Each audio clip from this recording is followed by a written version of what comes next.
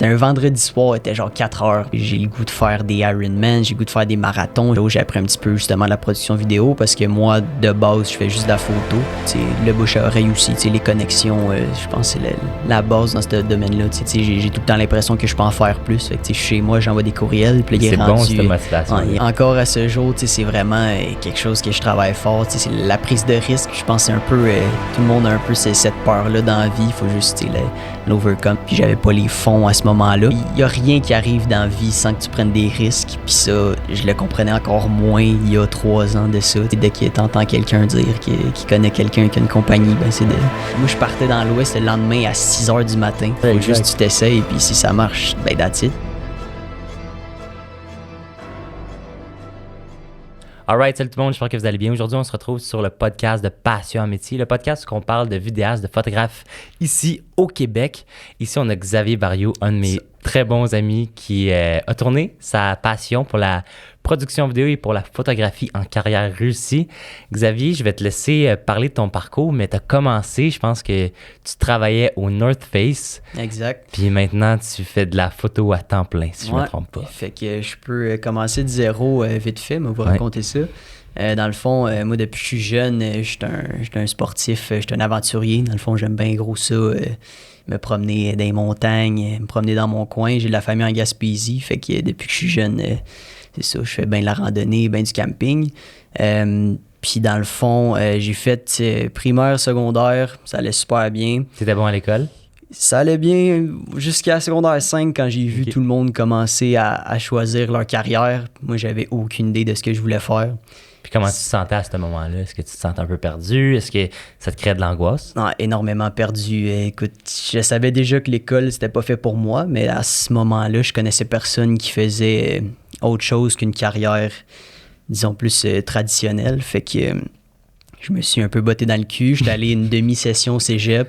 Ça a vraiment pas marché comme je pensais. Moi, des cours de philo, au cégep, sciences humaines. Okay. Le profil classique des gens qui savent pas ce qu'ils veulent faire. Ouais. Fait que j'ai commencé ça n'a pas marché. Fait que pendant à peu près 1 an, je me suis trouvé des petits job-ins, des Canadian Tire, des IGA.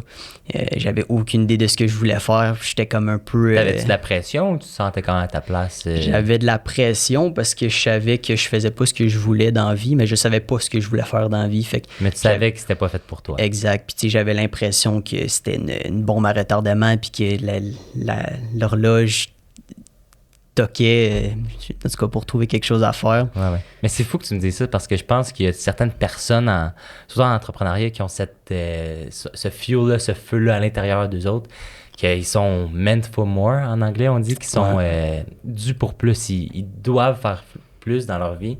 Ils le sentent intérieurement. Puis il y a des gens, au contraire, qui le sentent pas du tout, puis c'est correct. Mais toi, ce que tu me dis, tu le sentais? Non, je le sentais depuis le début. Puis dans le fond... je me suis trouvé une job, comme tu dis, au North Face, dans une boutique North Face. Puis j'ai passé 4 ans là-bas. Je suis allé porter mon CV, puis j'ai tout le temps aimé le plein air. Fait que je me suis dit, North Face, sounds good, je vais aller porter mon CV, puis on va voir qu'est-ce qui va se passer. Fait à ce moment-là, est-ce que tu dirais que tu t'enlignais un peu plus vers ce que tu voulais faire? Ouais, il y a eu un moment où je me suis dit peut-être que je me verrais... conseiller les gens sur leur équipement de plein air pour le restant de ma vie, mais ça a comme pas duré longtemps. À un moment donné, j'ai réalisé que moi, ce qui me drivait, c'était d'écouter les histoires aux gens, c'est de les conseiller sur leurs prochaines aventures. Il y a des gens qui venaient et ils me demandaient qu'est-ce qu'il me faudrait. Je veux monter un des 7 Summits. C'est quoi que j'ai besoin de m'acheter. Puis, moi, je tripais, je leur posais des questions, je leur conseillais ce que je savais.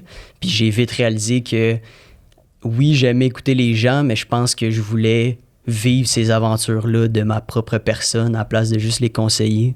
Fait qu'après 4 ans, dans le fond, j'ai lâché le North Face. Puis j'avais déjà une petite passion pour la photo. Puis comment tu as découvert ça? Là, tu me parles de... je conseillais les gens à du voyage, mais comment tu as découvert la photo à ce moment-là? Ouais, dans le fond, j'ai tout le temps pris des petites photos avec mes anciens téléphones de mes chums ou de les paysages que j'allais voir quand je voyageais dans le Québec. Puis là, juste pour clarifier, tu fais plus ça sur un téléphone? Non, je fais plus ça sur un téléphone. Là, j'ai un équipement professionnel quand même assez sacoche.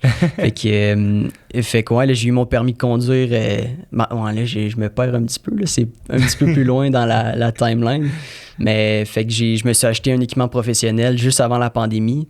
Puis j'ai commencé, dans le fond, à faire des petites photos pour des amis que je connaissais. Puis tu sais, j'avais pas encore à ce moment-là le plan de faire ça professionnellement, mais j'ai commencé à suivre des gens sur Instagram, dont toi, qui faisaient ça dans la vie, dans le fond, professionnellement. Fait que j'ai comme vu une petite ouverture puis une possibilité d'en faire une carrière.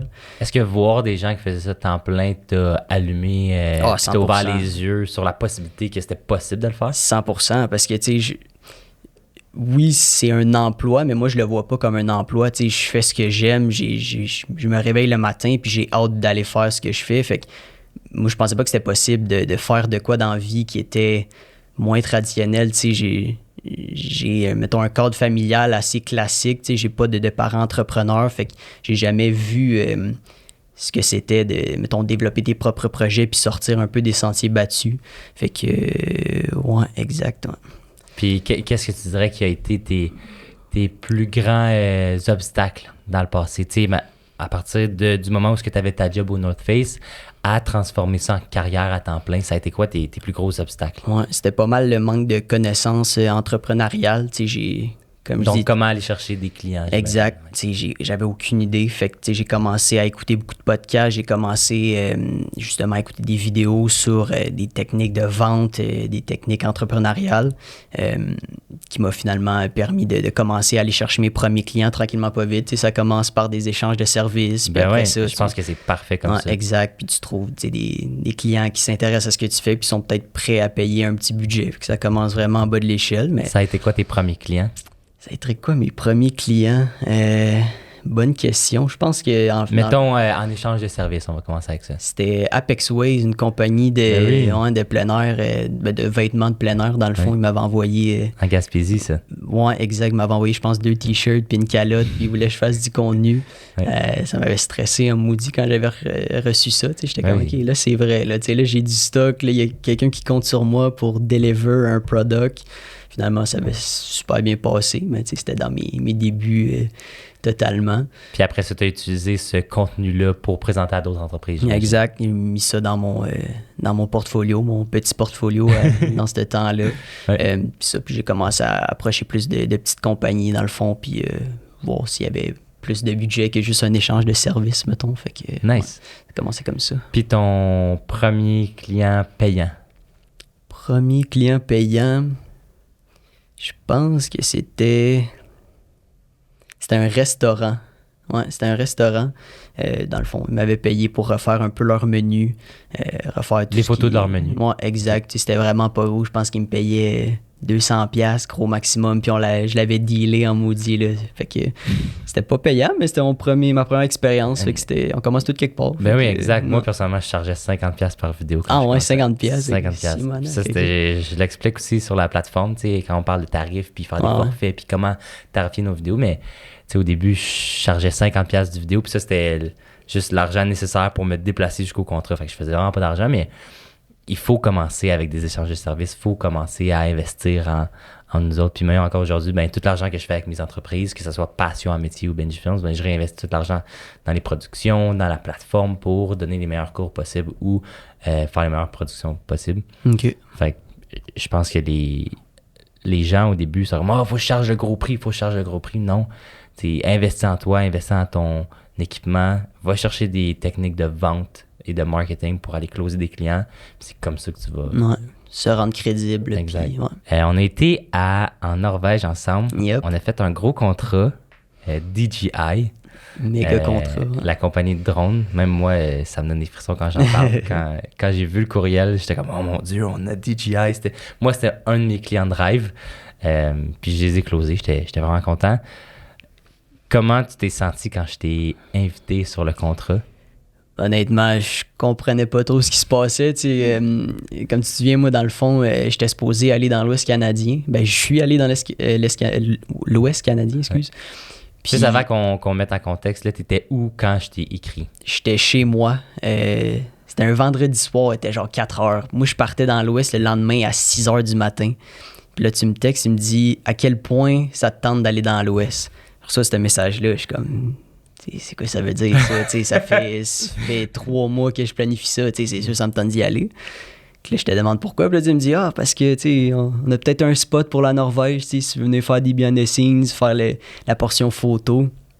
Puis là, ça me frappe, là, j'étais avec mes parents, là, je leur dis ça, puis là, tout le monde capote, mais j'ai pas le budget de faire 2 voyages en 3 semaines, là, c'est surtout la Norvège, c'est aberrant comment c'est cher, fait que là, j'en jase un peu avec mes parents, puis j'ai quand même eu la chance d'avoir des bons parents à ce niveau-là. Ils m'ont fourni, dans le fond, l'argent qui manquait pour que je fasse un petit peu des deux, fait que j'étais allé dans l'Ouest 4 jours, fait que j'ai juste eu le temps de me rendre en Alberta. Après ça, j'ai pris un avion de Calgary à Montréal, puis 3 jours après, même 2 jours, je pense, on partait vers la Norvège. Fait que non, c'était quand même assez fou comme...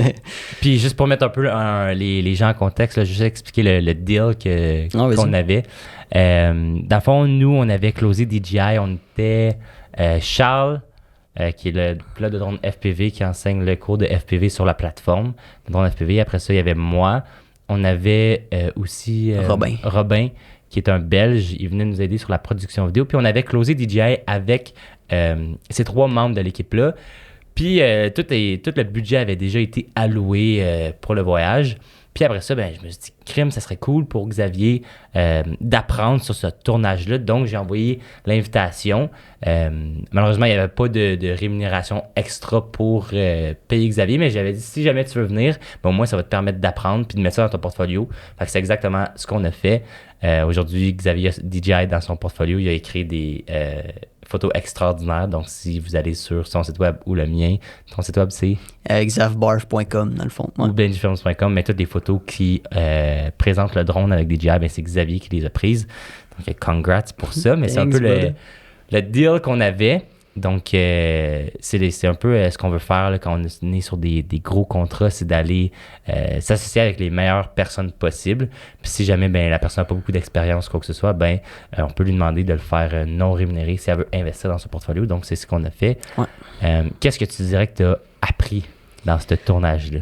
Tellement d'affaires. Tu sais, moi, à ce moment-là, j'avais jamais travaillé avec des vrais créateurs, dans le fond, vidéastes ou photographes. Moi, j'étais juste allé en voyage avec des amis. Fait que, tu sais, c'est vraiment pas la même dynamique, dans le fond, parce que quand t'es avec des amis qui font pas ça dans la vie, tu te sens tout le temps un peu mal de les retenir, de perdre leur temps. Tu sais, toi, tu veux aller à certains endroits juste pour une shot. Tu sais, c'est pas nécessairement pour chiller là longtemps. Tu sais. Fait que c'est pas cool pour tout le monde, mais là, de voyager avec des gens qui font ça dans la vie, puis ils ont les mêmes ambitions que toi, c'est un game changer. Là, on peut ne pas dormir pendant 3 jours, puis tout le monde va être sur la même longueur d'onde. J'ai vraiment appris une structure. On allait shooter. Là-bas, c'était le Midnight Sun, dans le fond, quand on est allé en Norvège. Fait que, en passant, le Midnight Sun, pour ceux qui ne savent pas, c'est juste le soleil qui se couche pas. Donc, c'est un effet qui se passe pendant l'été. Oui, exact. Puis, dans le fond, la meilleure lumière pour shooter, c'était pas mal pendant la nuit. Fait qu'entre 11h et 3h du matin. Fait qu'on allait shooter toute la nuit. On revenait le matin. On exportait toutes nos photos dans nos ordis. Après ça, on allait se coucher peut-être un 5 heures. On se relevait. Fait que juste la routine de sortir, travailler, se coucher un petit peu, retravailler, ressortir, c'était juste... C'était un grind. Ouais, c'était un méchant grind, mais c'était vraiment cool.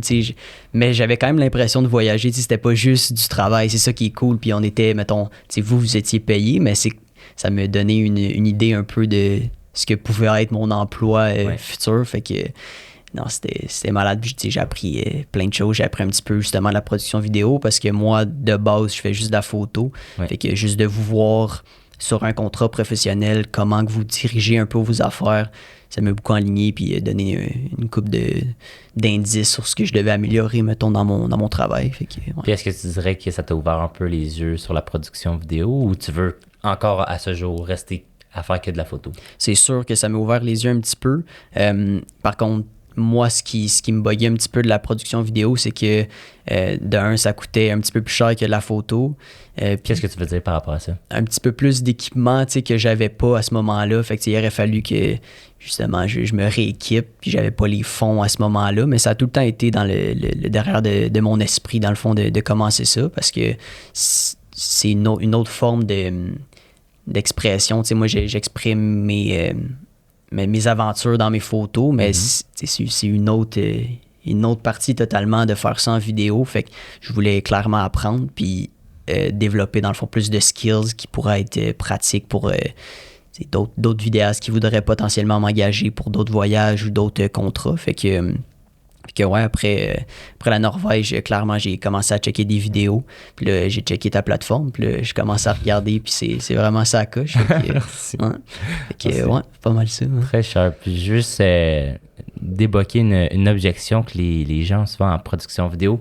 Ça prend pas nécessairement la plus grosse caméra. Ça prend pas nécessairement une grosse Sony, une grosse Blackmagic, une grosse Red. Si vous voulez vous aller dans le monde de la production vidéo, commencez avec votre appareil mobile, avec votre iPhone. Les iPhones d'aujourd'hui sont rendus tellement puissants. La qualité qu'on sort de ça shoot en 4K, en flat, en ProRes. Il n'y a pas de trouble. On veut faire du 4K 60.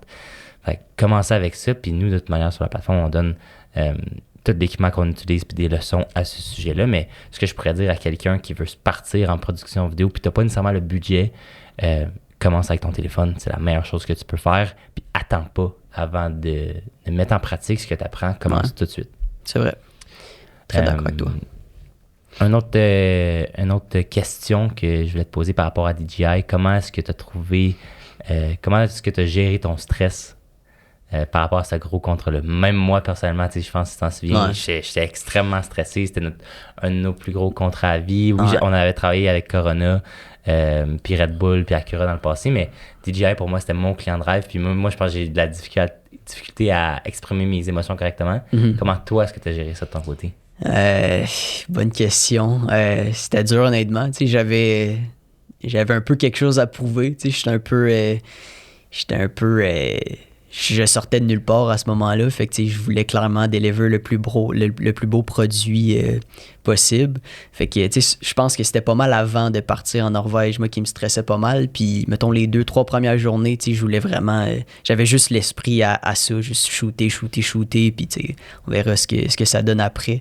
Que je pense que je l'ai quand même bien géré, mais c'était une des doses de stress les plus élevées que j'ai ressenties depuis un bon moment. Fait que... Mais c'est fun de voir sur des tournages comme ça, chaque personne a un peu son rôle, puis toi, j'ai remarqué que tu étais très calme, très posé. Moi, j'étais le gars, ouais, action taker, on dort pas, puis go, on part à droite, à gauche.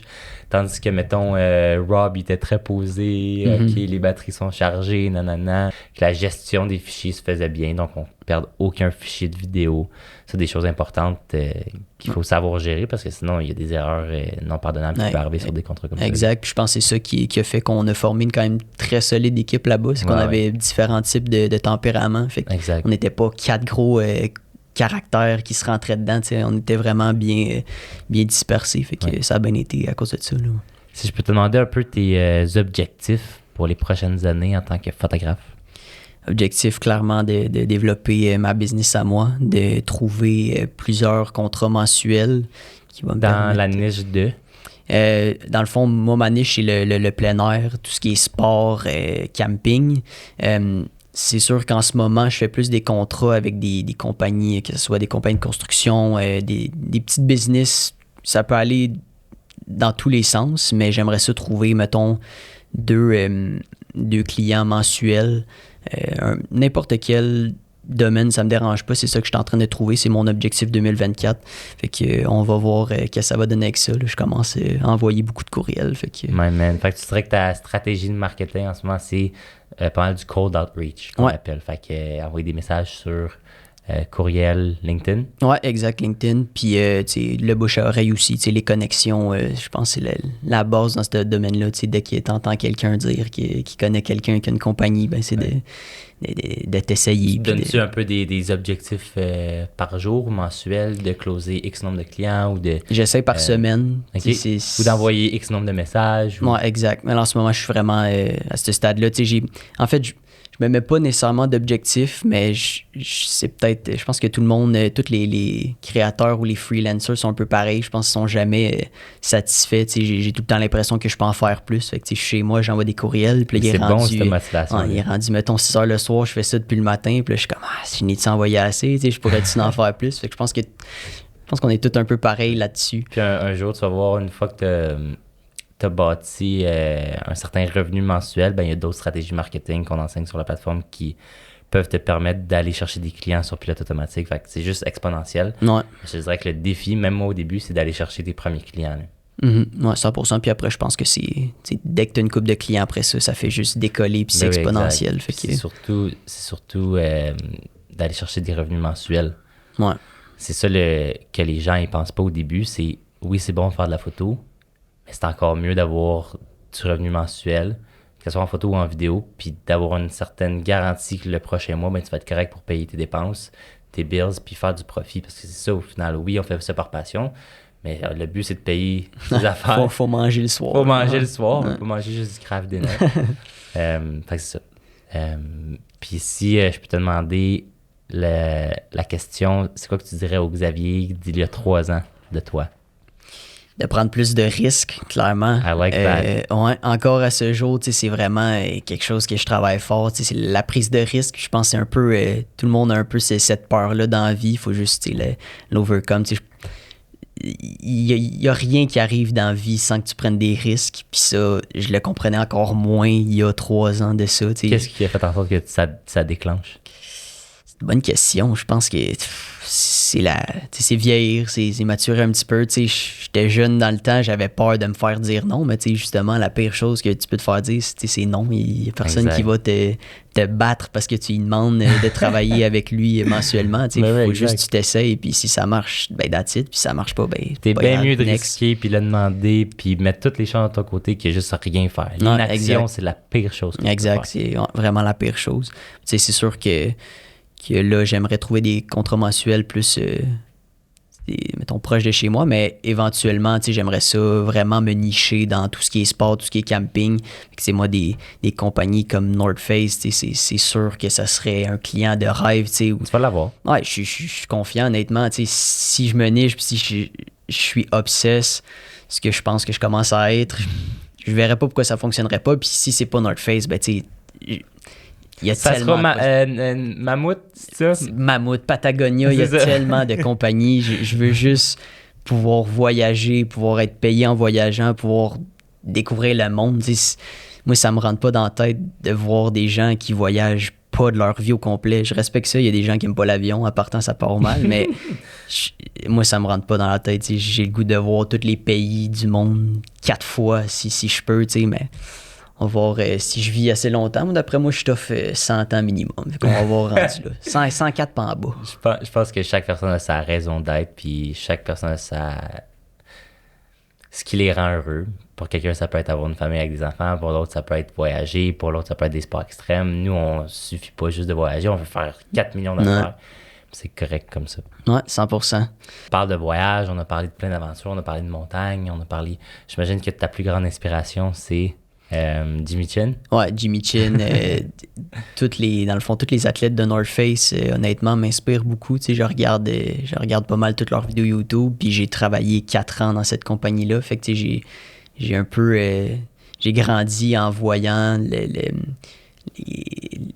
l'esprit, dans le fond, puis toutes les valeurs que North Face véhicule. Fait que, moi, c'est sûr que je m'inspire beaucoup de ces gens-là. J'aimerais ça, un peu comme toi, faire les 7 Summit un jour. C'est sûr que c'est un de mes grands buts. J'ai le goût de faire des Ironman, j'ai le goût de faire des marathons. J'ai juste le goût de reach mon potentiel physiquement, dans le fond. Je trouverais ça plate d'arriver à 50 ans puis de jamais avoir pu découvrir ce que je pouvais faire physiquement.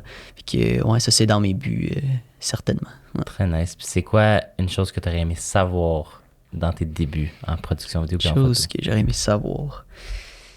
Dès le début en partant, c'est quoi la chose la plus importante que tu sais à ce jour que tu aurais aimé savoir? Le bouche à oreille, je pense, honnêtement. Quand j'étais jeune, je faisais jamais le lien entre mes discussions puis les potentiels clients que je pouvais closer avec ces discussions-là. Fait que si j'avais su ça à cet âge-là, j'avais beaucoup de connaissances qui me parlaient de partir des compagnies, puis qui me disaient « mon père a une compagnie d'ici, une compagnie de ça », puis j'ai jamais comme cliqué de « je pourrais peut-être les enligner dans les taux puis les closer pour avoir peut-être aujourd'hui j'aurais des clients mensuels, on sait pas. » Fait que, beaucoup de psychologie, puis de vente, puis de connexion. Ouais, exact. On dit « Your network is your net worth ». Ouais. Pour finir, Barb, j'aimerais ça te demander, c'est quoi, comment t'as fait, tu sais, on parlait de ton parcours sur la production vidéo puis sur la photo. Comment est-ce que t'as fait pour faire la transition entre partir de ta job jusqu'à aller à faire ça à temps plein? Ouais, c'est une Ça a bonne été quoi question. le processus pour toi? C'est quand tu t'es dit, OK, go, je le fais. Je fais le switch. Ça a été extrêmement long. Ça a pris, je te dirais, un bon 4 mois. J'y pensais fortement. J'étais écœuré de me lever le matin à 8 heures, d'aller ouvrir un magasin. Poser ces questions-là, tu sais, je devrais-tu le faire, pas le faire? Exact. Puis, tu sais, ça me créait une frustration de voir les clients me parler de leurs aventures, puis qu'ils allaient monter le Kilimandjaro, qu'ils allaient monter l'Everest. Puis moi, j'étais là dans ma boutique à Mirabel. Puis je me posais des questions. Fait que après un certain temps, je me suis juste dit, là, ça marche plus. Là. Fait que j'ai commencé, tu sais, juste un petit peu avant de partir du North Face, j'ai commencé à contacter des clients puis voir si je pouvais, si ça serait une possibilité de vivre de ça. Fait que, tu sais, juste voir la réaction des clients quand je les contactais, tu sais, s'ils faisaient rire de moi puis mon produit était pas beau, mais j'étais quand même assez confiant. Tu te basais quand même assez sur la réaction des gens. Un petit peu, malheureusement. Puis je pense que c'est une erreur à pas faire. Ouais, non, clairement, 100%. Puis, tu sais, c'est sûr, moi, ça a tout le temps été un de mes problèmes, un peu le manque de confiance. Et même si, personnellement, je trouve que mon produit est beau, tu sais, je connais pas l'opinion des autres. Fait que quand j'étais plus jeune, c'est des choses qui m'arrêtaient pas mal. Puis ça, je pense que ça va être une quête le restant de ma vie, de développer ma confiance. Parce que je pense que peu importe l'action que tu vas faire dans ta vie, tu vas tout le temps avoir les deux côtés de la médaille. Il y a quelqu'un qui va t'encourager à fond, puis il y a la personne qui va dire de pas le faire. Ouais, 100%. Puis c'est vraiment rare que tu vas te faire dire de pas le faire par quelqu'un qui est à un niveau supérieur de toi. Donc en entrepreneuriat, si tu dis à la personne entrepreneuriale « Ah, moi je vais me partir une business », c'est bien rare que cette personne-là qui a du succès va dire « Ah, mais non, fais pas ça, c'est beaucoup trop risqué. Ouais. » Par contre, tes parents qui ont peut-être une job qui connaissent pas ça vont dire « Ah, mais non, fais pas ça, c'est beaucoup trop risqué. » Parce qu'ils connaissent pas c'est quoi les rewards, ils connaissent pas c'est quoi les récompenses de prendre des risques dans la vie nécessairement. Puis c'est correct parce que c'est pas le même mindset. Ouais, exactement. Pour arriver à ces objectifs, c'est nécessaire, surtout dans notre domaine, la production vidéo et la photo, c'est nécessaire de prendre des risques. Ouais, parce que clairement, tu sais, moi, comme je disais tantôt, j'ai pas été élevé dans un cadre entrepreneurial. Tu sais, j'ai 2 parents qui ont des jobs classiques. Tu sais, les 2 sont heureux dans ce qu'ils font.